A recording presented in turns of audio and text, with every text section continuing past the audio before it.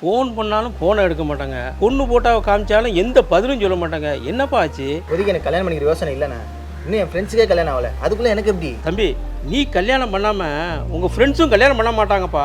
ஏன்னா அப்படி சொல்கிறீங்க?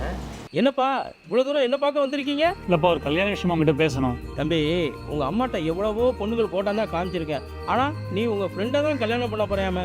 ரொம்ப சந்தோஷமாக இருக்குது தம்பி. 2 பேர் லவ் பண்ணோம், அதான் கல்யாணம் பண்ணிக்கலாம். அடுத்த முகூர்த்தத்துலேயே கல்யாணம் பண்ணிக்கிற வேண்டியதானே? அப்படி பண்ண முடியாதுப்பா. சுப்பிரமணிக்கு கல்யாணம் நடக்காம நாங்கள் 2 பேரும் கல்யாணம் பண்ணிக்க போகிறதா இல்லை. சுப்பிரமணிக்கும் எங்களுக்கும் ஒரே நேரத்தில் கல்யாணம் நடக்கணும். அதுக்கு நீங்கள் தான் ஒரு நல்ல பொண்ணை பார்க்கணும். சுப்பிரமணிக்கு தானே பொண்ணு பார்க்கணும்.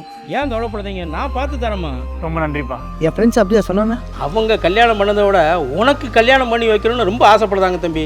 ஏதாவது யோசிச்சு பதில் சொல்லு. என்ன தம்பி, இதே மாதிரி ஃப்ரெண்ட்ஷிப் கிடைக்க கொடுத்து வச்சிருக்கணும் தம்பி. ஏதாவது யோசிச்சு பதில் சொல்லு தம்பி. மைக்ஸ்ல சீரிஸ் ஃபுல்லா பார்க்கணுமா? கீழ ஆரோ மார்க் காட்டுற ப்ளே பட்டனை கிளிக் பண்ணி ஃபுல்லா பாருங்க.